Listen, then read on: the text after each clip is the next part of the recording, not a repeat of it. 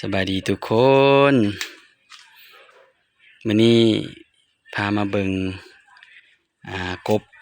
พ่อแม่พันธุ์อยู่ในช่วงฤดูหนาวเนาะว่าเฮาสิเก็บรักษาพ่อแม่พันธุ์จังใดนี่เฮ็ดจังใดให้มันรอดให้กบแม่พันธุ์รอดไปปีสิมานี่เฮาสิเก็บเอาพ่อแม่พันธุ์นี่ไว้ผสมพันธุ์กัน เดี๋ยวสิพาทุกคนมาเบิ่งการเก็บรักษาเพื่อบ่ให้กบพ่อแม่พันธุ์นั้นมันตายเนาะตัวนี้เก็บรักษานี่เฮาเก็บอยู่ในแท่งสร้างเนาะเป็นการทดลองเก็บเดี๋ยวสิพามาเบิ่งช่วงฤดูหนาวเฮาก็จะเก็บรักษาพ่อแม่พันธุ์ไว้อยู่ในแท่งสร้างเนาะตัวนี้เฮาทดลองเลี้ยงเบิ่งก่อนว่าสิเป็นไปได้ใดอันนี้เป็นตัวจริงเลยพาให้ทุกคนที่ติดตามหรือว่ามักทางด้านการเกษตรนี่ได้เห็นเนาะการเก็บรักษาพ่อแม่พันธุ์นี่ธรรมชาติของกบมันก็จะมักอยู่ตามแบบธรรมชาติเนาะคันเฮาสิเอากบใส่ละล่ากับน้ำก็ได้เนาะแต่ช่วงฤดูหนาวนี่มันกบมันหนาวแล้วมันมักจำศีลมันต้องหาบอนส้นของมันจะมักส้นอันพวกต่อเฟืองเนาะเงาเฟืองอย่างสินะพวกผมหญ้าใบไม้ใบหญ้าต่างๆนะเนาะมันจะส้นอยู่แล้วก็เฮ็ดมุงนอนสังเกตผู้ใดเป็นชาวนาก็จะเห็นเวลาเกี่ยวข้าวเกี่ยวน้ำก็จะเห็นกบมันลี่อยู่ตามแคมที่บ่อนน้ำขอนนั่นเนาะเขางัดเงาเฟืองขึ้นมันก็จะเห็นกบหมูบอยู่เดี๋ยวเข้ามาเบิ่งสิเข้าพาเข้าไปเบิ่งบ่อนมันอยู่ตัวนี้แม่นเฮาเอาเฟืองมาใส่ให้มันได้ส้นครึ่งนึงเนาะเอาเฟืองมาใส่ครึ่งนึงของแทงสร้างก่อนตัวนี้ในแบบของเฮาตัวนึงก็จงน้ำแม่นน้อยนึงแต่เฮาน้ำนี่เฮาขาดบ่ได้เฮาต้องได้ใส่น้อยนึงใส่จนใส่เฟืองครึ่งนึงก่อนเพราะว่า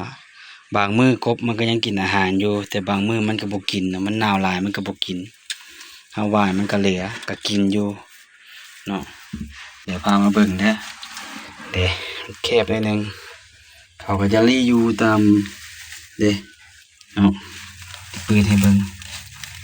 ลี่อยู่เป็นลายเติบเนาะเอาไว้นี่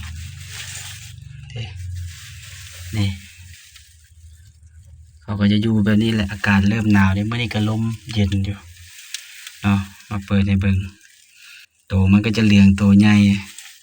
กินอาหารแล้วเนาะเปิดให้เบิ่งเนาะเปิดให้เบิ่งซื่อที่จริงบ่อยากกวนมันปานใดเอาเฟืองใส่สลับกันเด้เต็มอาญาอยู่เนาะมีตัวบักใหญ่ตัวนี้ตัวใหญ่นะจับให้เบิ่งนิดนึงตัวใหญ่อีหลีตัวนี้นี่ตัวบักใหญ่เด้ทุกคนแม่พันธุ์มันเขาก็จะมูบอยู่นี่เขาก็จะลี่อยู่นี่เขาจะซ่อนอยู่มันนอนอันนี้ดึงออกมาให้เบิ่งซื่อๆเด้อเป็นมุงอยู่ได้มันมากขนาดได้อยู่ในดินโอ้เหลืองตัวเหลืองตุ้ยได้ทุกคนตุ้ยนี่กบอยู่ในแทงสร้างเนาะ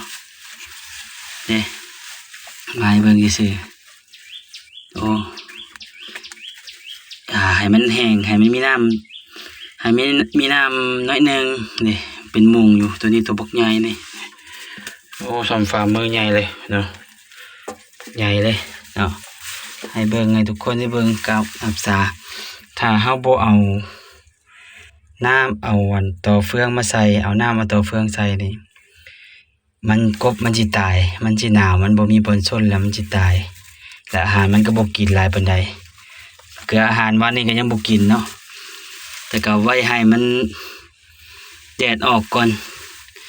ก็เกลือเนาะอาหารก็เกลืออยู่ตัวนี้ส้นอยู่นี่ส้นเข้าไปในพุ่นล่ะตัวเหลืองส้นอีกยังมีอีกตัวนึงอยู่นั่นอันนี้ได้ถ่ายวิดีโอให้เบิ่งที่จกให้เบิ่งดึงออกมาอูเหลืองบ่นี่ ห็นบ่มันเป็นส้นอยู่โอ้ดูนี่เห็นบ่เกิดมากบเข่าเบาเห็นบ่อันนี้เหลืองๆนี่อีกตัวหนึงอีกเราหลายเติบเนี่ยมันเห็นเป็นมุงอยู่เฟืองนี่เวลาเฮาใส่นี่เฮาใส่เฟืองต่อเฟืองที่เขาเจ้าเกี่ยวข้าวนะนี่ตัวนี้ก็เหลืองนะให้ใส่เลยให้ไขว้กันเด้อบ่ให้มันแจบหลายให้มันได้ส้นเนาะทางนี้ก็มีนี่แม่นหมดแล้วนี่นะเนาะเอาบ่รบกวนมันหลายนี่เนาะเต็มอันยัดอยู่เฟืองต่อเฟืองใส่แล้วก็เอาน้ำหดๆใส่พอให้มันสุ่มๆแต่ขาดน้ำบ่ได้เนาะแต่บ่ให้น้ำหลายเด้รีอยู่เต็มอยู่นี่เนาะอันนี้มันเก็บรักษากบให้มันรอดใน1 ปีเนาะให้ทุกคนได้เบิ่งว่าการเก็บรักษานี่ก็บ่ง่ายเนาะเราก็ต้องได้ศึกษาไปเรื่อยๆศึกษาหลายบอนถามผู้ที่มีความรู้แน่ประสบการณ์หลายคนแน่ถามรุ่นอ้ายแน่ว่าการเก็บรักษาพ่อแม่พันธุ์กบนี่มันสิเก็บจังใดเนาะรักษาควรเฮ็ดแนวใดมันต้องมีการเฮ็ดเทละน้อยไปทุกคนบ่ฟ้าวเฮ็ดหลายเฮ็ดเทละน้อยค่อยเฮ็ดไปเลี้ยงเทื่อละ100เทื่อละ200เทื่อละ500ขึ้นไปเรื่อยๆเรื่อยๆแล้วเรามีประสบการณ์แล้วจังเลี้ยงหลายเนาะเพื่อให้มันกับเอิ้นว่าเศรษฐกิจครอบครัวถ้าเราบ่ได้ขายเราก็ได้แก้ไขในครอบครัวเนาะมีหมู่คู่มาหาหรือว่ามีพี่น้องเป็นหยังมาหาเราก็พอได้แก้ไขซุมแซวป่นแกงเนาะเฮ็ดอีหยังหลายๆอย่างก็ได้เอาขอขอบใจในทุกคนที่ติดตามเบิ่งเนาะฝากไว้ผู้ใดมีไอเดียอีหยังดีๆมีประสบการณ์ก็คอมเมนต์มาแชร์ให้กันได้เบิ่งเนาะอันนี้เพื่อเป็นความรู้ขอบใจหลายๆเจอกันกับคลิปหน้าสำหรับคลิปนี้สบายดี